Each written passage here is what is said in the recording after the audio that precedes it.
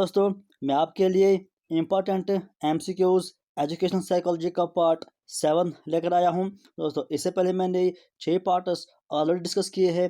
अगर आप में से किसी ने वो 6 पार्ट्स नहीं देखे हैं तो वो प्ले लिस्ट में जाकर प्रीवियस पेपर्स सर्च कर सकता है और वहां उसको वो 6 पार्ट्स मिल जाएंगे। इसके अलावा मैंने डिस्क्रिप्शन में भी उन 6 पार्ट्स की लिंक डाल दी है, आप वहां से भी क्लिक कर सकते हो। दोस्तों आइए अब हम आज का वीडियो शुरू करते हैं।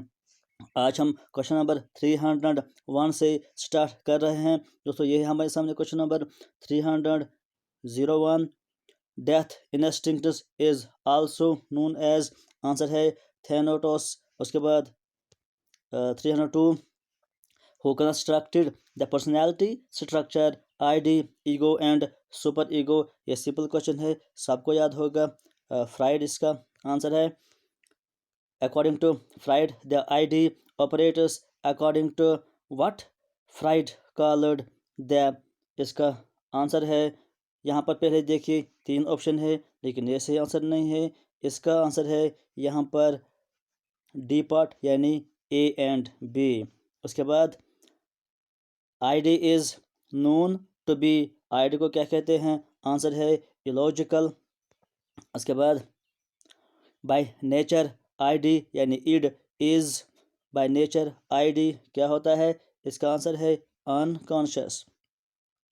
इसके बाद Freud has called id as, इसका आंसर है ईस्ट विद इन मैन। उसके बाद 7th according to Freud the ego operators according to, यहाँ पर 2 ऑप्शन है, इसके सही आंसर है रियलिटी प्रिंसिपल। उसके बाद क्वेश्चन नंबर 8 पर चलते हैं। Super ego according to Freud is the representative of, इसका आंसर है डी यानी sociability morality science. Ego is known to be, ego को क्या कहते हैं, इसे हैं सबलॉजिकल यानी सी इसका सही आंसर है।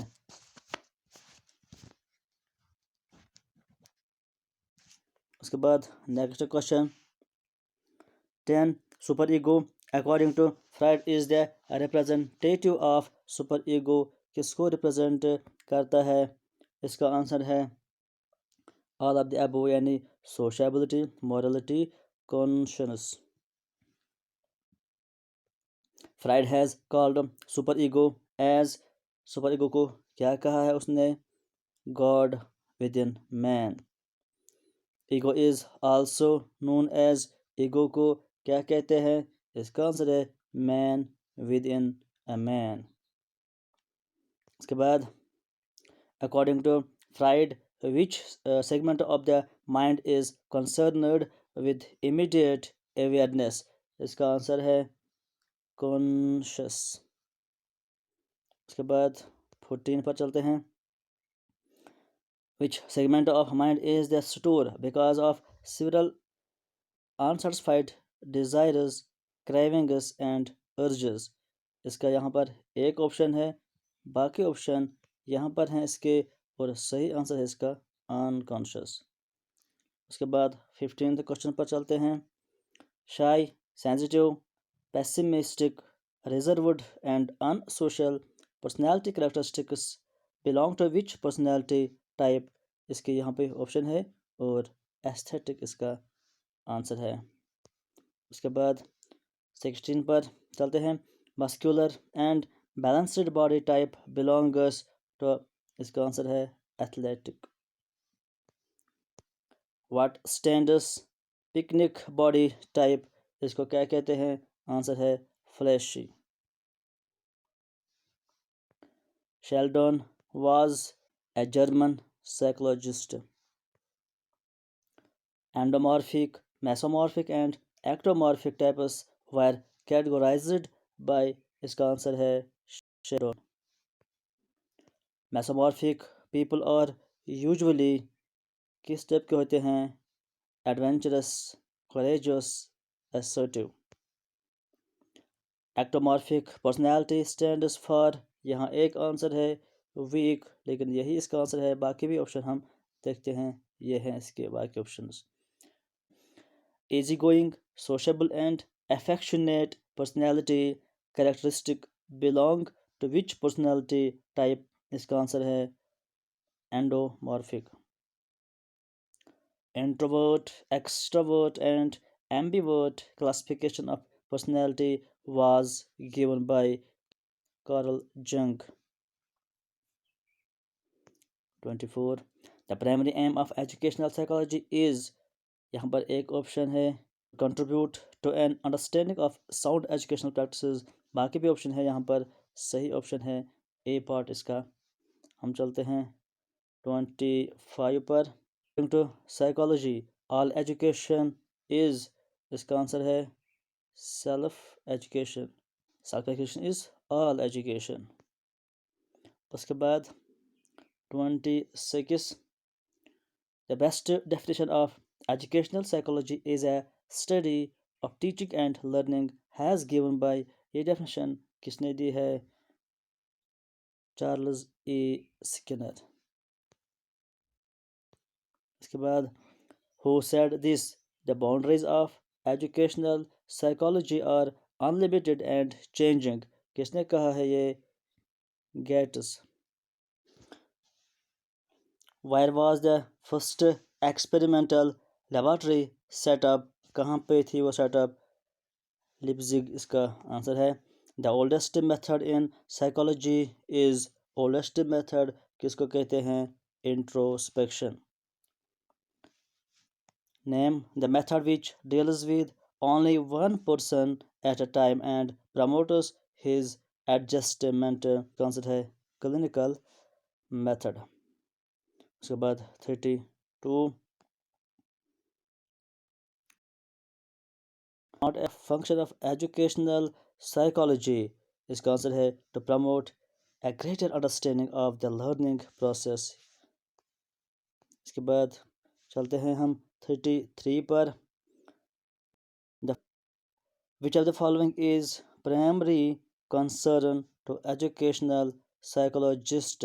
इसका सही आंसर है, यहाँ पर पहले दो ऑप्शन देखिए, बाकी दो ऑप्शन यहाँ पर हैं इसके, लेकिन सही है इसका D, the discovery of teaching procedures of maximum effectiveness. उसके बाद next question, the span of years during which boys and girls move from childhood to adulthood mentally, emotionally, socially, and physically is called adolescence. Changes in behavior remit from, इसका answer है learning and maturation, both in important amounts। 36, What do you understand by the term peer groups? दो option यहाँ पर है, बाकी दो option यहाँ पर है, और इसका सही answer all of the above। According to Piaget, children can reason about hypothetical entities in the, इसका आंसर है सी पार्ट यानी formal operation। Which one is the basic institution for socialization of children? इसका answer है C part यानी family. Next question, the first individual who try to teach children with intellectual and development disabilities was Itard. 41, an example of development disorder is, development disorder का example क्या है? Dyslexia.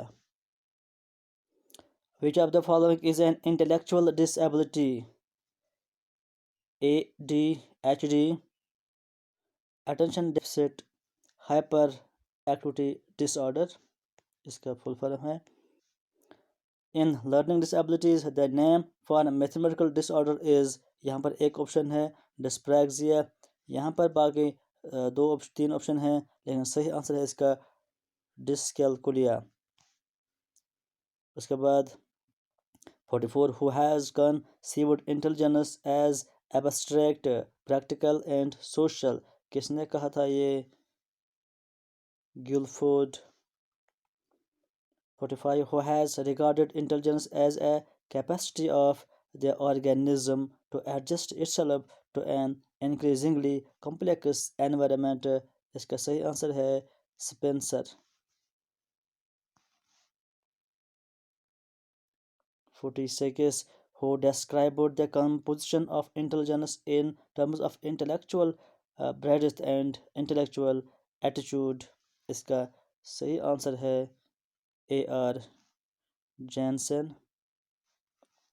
47 it has been suggested that mental growth stops somewhere between the ages। किसके as दरमियान mental growth stop होती है? इसका answer है 16 and 20। 48 which types of tests of intelligence was developed when people of different languages or illiterates has to be started। इसका सही answer है non verbal tests. Non verbal tests are also called, इनको क्या कहते हैं? Performance test. 50 E.L. Thorndike's multi-factor theory of intelligence is at one extreme of the interpretations regarding the nature of। इसके यहाँ पर ऑप्शन देखिए और सही आंसर है इसका मेंटल ऑर्गेनाइजेशन। इसके बाद भी कुछ क्वेश्चंस है। फिलहाल इस वीडियो में इतना ही, मिलते हैं अगले वीडियो में कुछ और जानकारी के साथ। Thank you.